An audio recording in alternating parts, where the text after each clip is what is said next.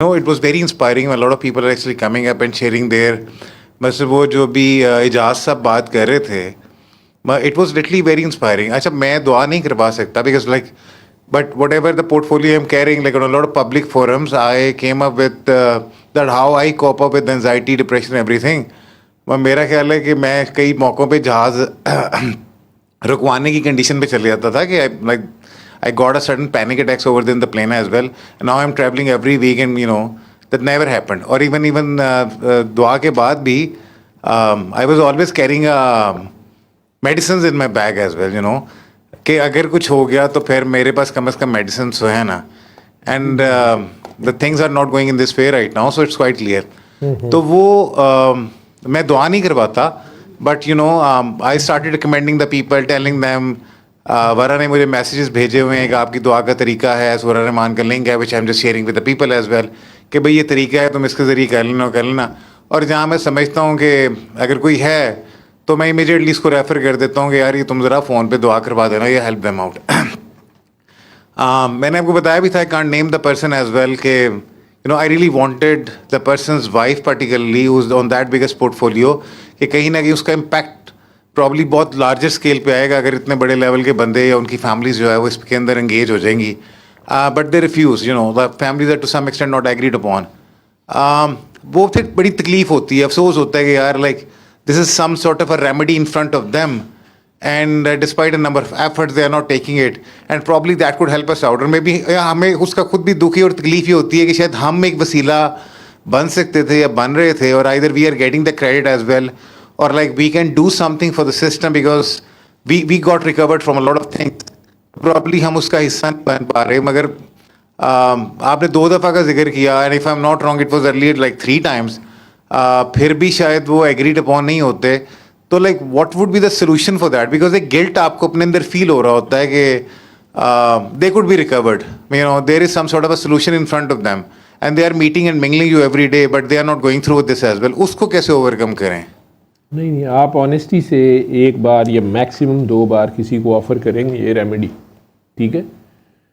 जैसे हम doctors, patient हमारे पास आते हैं इमरजेंसी में, रोज़ाना ये केसेस होते हैं कि हमारे डॉक्टर्स उन्हें जूनियर्स बड़ा अच्छी तरह एक्सप्लेन कर देते हैं कि ये अपेंडिक्स है, इट्स अबाउट टू बस्ट और इसका ऑपरेट करना ज़रूरी है, या ये पित्ता है जी, ये बड़ी वर्स्ट कंडीशन में इस वक्त है, तो आप दाखिल हो जाए, तो ऑपरेशन करना पड़ेगा. इवन एक्सीडेंट के बाद चोट लगी है, गिरा है, हड्डी फ्रैक्चर हुई हुई है, उन्हें डॉक्टर्स बताते हैं कि जी ये रॉड डलेगा, अभी इसका ऑपरेट करना पड़ेगा. और वो कहते हैं जी आप पट्टी कर दें या पेन किलर दे दें, हम पहलवान के पास जा रहे हैं. पहलवान के पास चले जाते हैं, they have their own right कि वो उन्होंने पहलवान साहब से इलाज करवाना है, फ्रैक्चर्ड बोन का जैसे भी करना है. कई बार वो जुड़ भी जाती हैं बोन्स, कई बार बहुत ख़राब हुई होती है, फिर आ जाते हैं. एनीवेज,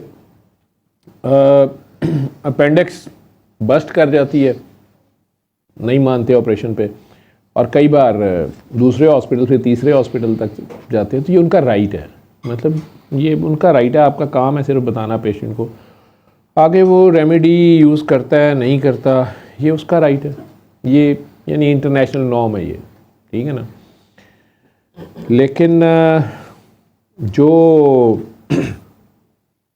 जहाँ तक इस रेमेडी की भी बात है, तो आपने ऑफ़र कर दी, चाहे आपकी उससे इवन ब्लड रिलेशंस हैं या आप उसके नियर एंड डियर वंस हैं.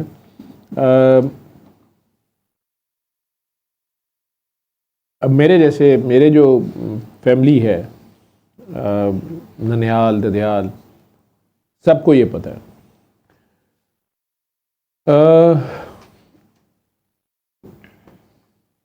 ऐसे पेशेंट्स हैं जिन्हें आप कहते हैं कट्टर वहाबी कह लेते हैं, कुछ ऐसे इंसान जिन्होंने सारी ज़िंदगी एक स्कूल ऑफ थॉट पे ज़िंदगी गुजारी और कहा कि हमने नहीं जाना, या नहीं करना, ये करना, वो करना.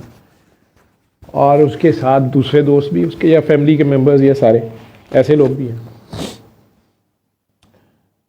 अब उस बंदे का पता चलता है कि वो एक टर्मिनल सिकनेस में चला गया, डॉक्टर जवाब दे देता है ऑक्सीजन लगी है, ठीक है.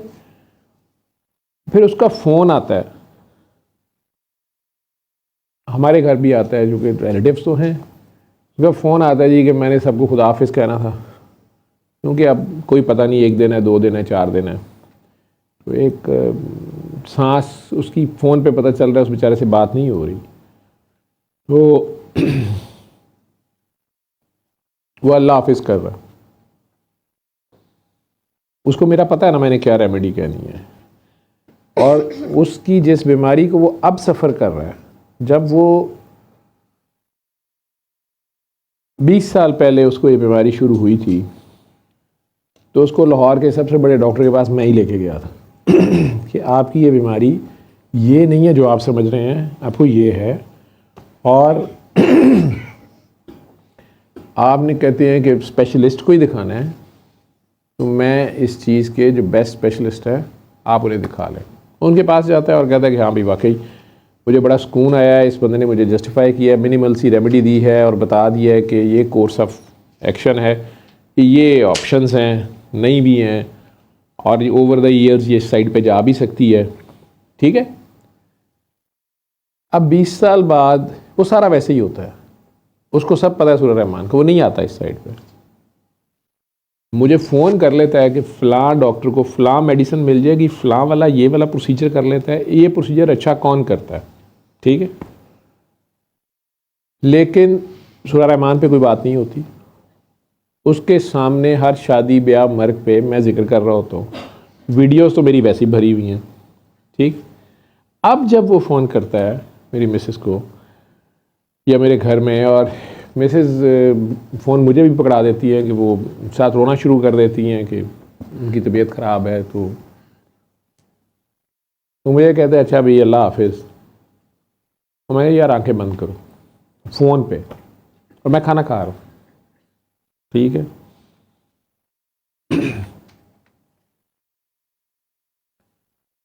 उसकी मेहरबानी उसने कर ली, उसने उस वक़्त आर्ग्यू नहीं किया, ऑक्सीजन उसको लगी हुई है, और बात करते हुए बेचारा पास ले रहा है। वो कह रहा है कि 15 लीटर से अब ऊपर जो है ना वो ऑक्सीजन है, सिलेंडर जल्दी ख़त्म होता है, तो इस स्पीड पे ऑक्सीजन देनी पड़ रही है, फिर भी सैचुरेशन इतनी है, सांस ऐसे है वैसे।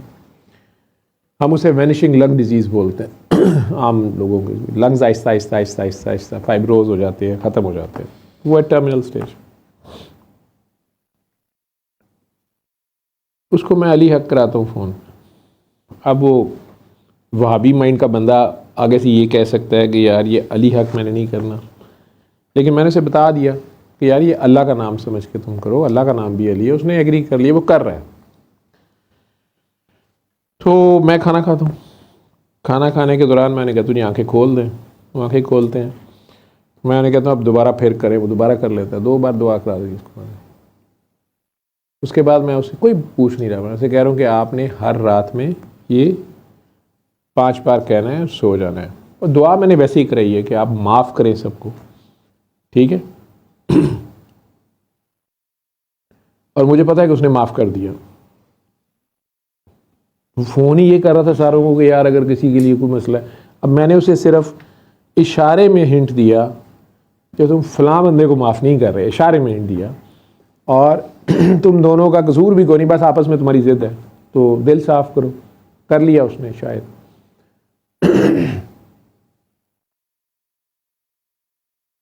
8वें दिन मुझे उसके शहर में किसी शादी पे जाना पड़ा। वो विदाउट ऑक्सीजन वहाँ पे फिर रहा है और मिलने आता है। एल्डर है तो बहरहाल वो बड़ा है, बड़ा अच्छा इंसान है। अब उसने बाकी सारा जो कट्टर वहाबी गैंग है उनको बैठा के ये कहा कि ये जो तुम सब लोग हैरान हो कि मुझे पूछते हो कि कौन सी दवाई कौन सी दवाई कौन सी दवाई, और मेरी मौजूदगी में नहीं, मैं जब खाना लेने उठा बाकी फैमिली मेम्बर से मिल रहा था, तो उसने वो एक्सपीरियंस बोला, और उन्हीं में से किसी बंदे ने मुझे बाद में बताया कि यार वो ये कह रहा था। तो जो ड्रामेटिक चेंज है, तो इसके तो सोच रहे थे, ये तक पूछ लिया था कि कब्र का बनानी है और ये सारा कुछ। तो वाकई इसने माफ़ कर दिया है, और उसने माफ़ कर दी उसको यार, उसने माफ़ी मांग लिया फलां से और ये वो। मैं चुप। अब यही बंदा जो मुझे ये सारी बात बता रहा है, उसको आखिर में मैं किसी दिन, एक दिन बाद उसे कहता हूँ, वो कोई जिक्र कर रहा है, कोई फटा हो गया ये उतना, मैं उसे कहता हूँ यार माफ़ कर, कहता नहीं माफ़ नहीं मैंने करना। ठीक है, वो मैं यार पुराना किस्सा तुम्हारा कोई है वो माफ़ करो। ये दुआ, उसने कहा मैं नहीं करना। ठीक है, उसके सामने वो केस है, दोनों बड़ी अच्छी तरह एक दूसरे को जानते हैं। हर इंसान का एक टाइम है, ठीक।